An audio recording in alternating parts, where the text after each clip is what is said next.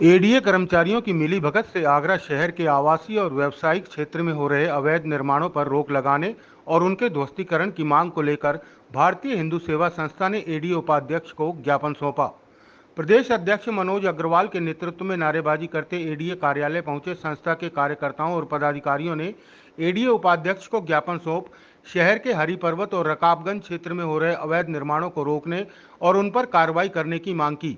संस्था के प्रदेश अध्यक्ष मनोज अग्रवाल, मातृशक्ति प्रकोष्ठ की प्रदेश अध्यक्षा राखी अग्रवाल और प्रदेश महामंत्री मुन्ना मिश्रा ने 7 दिन में कार्रवाई न होने पर आंदोलन की चेतावनी दी। पूरे आगरा शहर में जिस तरीके से अवैध निर्माण हो रहे हैं, क्षेत्र के जेई और एई की मिलीभगत से जिस तरीके से ये लोग अवैध निर्माणों को करा रहे हैं, मैं इसकी घोर निंदा करता हूं। और इसी प्रकरण को लेकर मैंने माननीय हमारी उपाध्यक्ष महोदय, मेरी बड़ी बहन यहाँ पर आई हैं, मैंने उनको ज्ञापन दिया है। और जिस ज्ञापन में मैंने कई कॉपियाँ ऐसी लगाई हैं कि जिसमें एडीए के उपाध्यक्ष के द्वारा सील के आदेश हुए, ध्वस्तीकरण के आदेश हुए, लेकिन आज तक उस बिल्डिंग पर जू भी नहीं रंग रही है।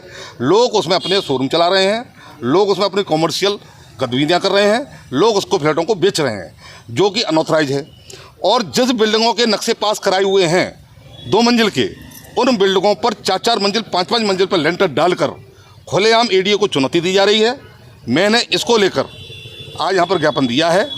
माननीय उपाध्यक्ष महोदय ने मेरे को बताया कि मैं इसमें 7 दिन में कार्रवाई करती हूँ। मेरा साफ शब्दों में कहना है मेरी संस्था की ओर से कि अगर 7 दिन के अंदर मेरे ज्ञापन को कोई कार्रवाई नहीं हुई तो मैं यहाँ पर आमरण अनशन पर बैठूँगा। आगरा के कितने सारे बिल्डिंगों के जो भी अवैध रूप से बनी हुई हैं, उन सब पे सरकार के द्वारा यहाँ उन्हें सील करने का आदेश भी दिया है। कई 4-4 5-5 साल हो गए उन आदेशों को मिले हुए, लेकिन आज तक उन पर सील नहीं लगी है। क्यों नहीं लगी है? क्योंकि इसमें जहाँ तक कि मेरा मानना है कि सरकार हमारी बिल्कुल सही है, सरकार हमारी अपनी नीति नियमों पे बिल्कुल सही चल रही है, लेकिन जो नीचे सरकार हर जगह तो बैठ करके नहीं देख सकती ना। उनके नीचे जो उन्होंने अधिकारी के रूप में जिन्हें खड़ा करा है, जिन पे ये जिम्मेदारियाँ सौंपी हैं, वो जिम्मेदार हैं इसके लिए सबसे ज़्यादा हमारे जेई और एई, क्योंकि यही लोग इस तरीके की घटनाओं के बिल्डरों से कुछ सीधी साफ बात है, साफ मुंह पे कहना चाहूँगी कि काला धंधा कर रहे हैं। इसीलिए आज वो बिल्डर्स भी बिल्कुल छाती तान करके बड़ी बड़ी अवैध बिल्डिंगें बना करके बैठे हुए हैं, जिन्हें किसी प्रकार का कोई डर नहीं है और उसमें बदनाम होते हैं उच्च अधिकारी। तो हमने आज हमारी जो नवनियुक्त हमारी उपाध्यक्ष आई हैं महोदया, हमने उनके संज्ञान में ये सारा मामला हम लेके आए हैं और उन्होंने हमें 7 दिन का 1 हफ्ते का टाइम भी दिया है। हमने भी उनसे ये कही है कि अगर 1 हफ्ते में हमारी मांग नहीं होगी, उन अवैध निर्माणों पे सील नहीं रखी, तो भारतीय हिंदू सेवा संस्था किसी भी तरीके के, चाहे भूख हड़ताल हो, चाहे ज़मीनी स्तर से हो, हमें सड़क पर उतरने पे मजबूर होगा। ये तो बड़ी विडम्बना है। हम लोगों ने आशा करके ऐसी सरकार को बनाया जो हमें निष्पक्ष और अच्छी सरकार मिलेगा, लेकिन सरकार हमारे सही हैं, योगी जी सही हैं, लेकिन अधीनस्थ अधिकारियों द्वारा ही लापरवाही और घोर बिल्कुल मिलीजुली भगत से इन्होंने आगरा ही नहीं अन्य प्रदेश, पूरे उत्तर प्रदेश में ही अवैध निर्माण कहीं भी मिल सकता है आपको।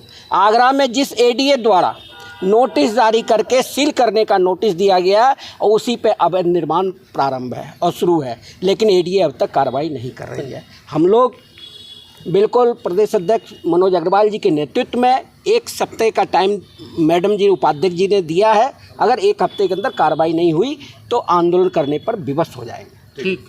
गौरतलब है कि एडीए अधिकारियों की मिलीभगत से आगरा शहर में अवैध निर्माणों की भरमार है, जिसके चलते अवैध निर्माण करने वाले लोगों के हौसले बुलंद हैं। तो वहीं विभागीय कर्मचारी और अधिकारी विभाग को लाखों रुपए का चूना लगा अपनी जेबें भरने में लगे हैं। अब देखना यह है कि इन अवैध निर्माणों पर कब तक रोक लग पाती है।